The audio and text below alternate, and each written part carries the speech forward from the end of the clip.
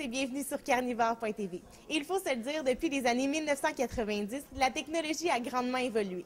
La télévision a pris une grande place dans les ménages au Québec et qui dit télévision dit publicité. Cela est un bon moyen pour les compagnies d'être rémunérées afin de produire leurs émissions. La télévision diffuse beaucoup d'émissions de tout genre, telles que des émissions culinaires. De plus en plus, les magazines ainsi que les quotidiens en ligne possèdent une rubrique de ce genre. Les médias savent que plus l'information se retrouve partout, plus les gens vont être portés à consommer l'information diffusée. Cela vient du principe village planétaire, mondialisation de l'information de Marshall McLuhan.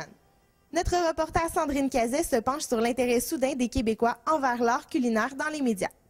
Depuis quelque temps, les chaînes de télévision telles que TVA et VTL nous offrent plusieurs émissions culinaires. Dans la dernière année, la chaîne spécialisée ZES nous a offert plus de 12 émissions culinaires d'ici et d'ailleurs. C'est à se demander d'où vient cet intérêt soudain des Québécois envers l'art culinaire. Si l'on se fie au modèle de communication de Roman Jacobson, les producteurs de télévision réussissent à établir un contact qui peut être tout autant physique que psychologique envers le public.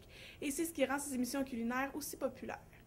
Bon, écoute, la cuisine aujourd'hui, c'est une cuisine de créativité, c'est une cuisine de compétition et comme c'est l'infini, la cuisine. Le monde se déplace plus dans les restaurants qu'autrefois. Puis aujourd'hui, qu'est-ce qui est la compétition, là, aujourd'hui, là, c'est les restaurants, d'amener votre vin. Les émissions de cuisine plus instructives sont en période de grands changements puisqu'un nouveau concept fait son arrivée. On parle désormais de télé-réalité qui ont pour thème la nourriture. On peut comparer cette nouvelle forme de communication à l'arrivée des réseaux sociaux dans le monde des médias. Donc, c'est plus rendu un moyen pour faire de l'argent, puisqu'il y a une très forte demande des téléspectateurs qui vont toujours avoir des codes d'écoute. Donc, dans le fond, les émissions, c'est plus ou moins rendu un service rendu à la population pour ceux qui aiment faire la cuisine, puisque maintenant, il y a plein de blogs également qui existent là-dessus. La popularité de ces émissions de cuisine a des impacts directs sur la population. Il y a une augmentation des formations et des cours de cuisine, ainsi que des livres de recettes et leurs produits dérivés. Il est donc normal que les Québécois s'intéressent de plus en plus à l'art culinaire.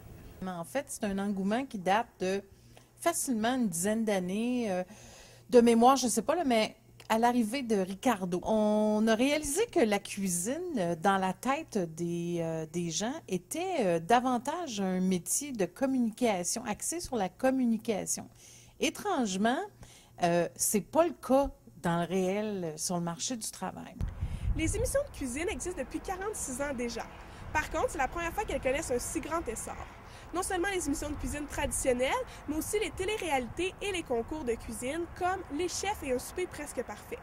Reste à voir si ces émissions garderont une si grande popularité auprès du public québécois dans les années à venir. Sandrine Cazet, carnivore.tv, Terrebonne. À la télévision, il n'y a pas seulement des émissions culinaires où l'on présente les ingrédients nécessaires pour la confection d'un repas. Il y a aussi des reportages et des documentaires qui mettent en lumière des statistiques et des comparaisons concernant la nourriture d'ici et d'autres pays. Le reportage La face cachée de la viande, réalisé par Éric Simon, présenté sur les ondes de TVA, est très percutant. On nous démontre que les Québécois ont des habitudes alimentaires qui nuisent à leur santé et comment nous faisons la viande ici au Québec. Dans le domaine des communications, tout doit être pensé avant d'être publié au grand public. C'est ce genre d'image qui percute les téléspectateurs. Notre reporter Stéphanie Ruel s'intéresse à savoir si la publicité culinaire est de plus en plus fautive. Au début du mois de mars dernier, les codes de couleurs de Pantone ont été joints à la gastronomie. Pantone est à l'origine une entreprise qui crée des nuances et des couleurs qui vont s'harmoniser universellement. Le fait que ces couleurs soient liées à la nourriture privilégie les rapports entre l'entreprise et ses clients.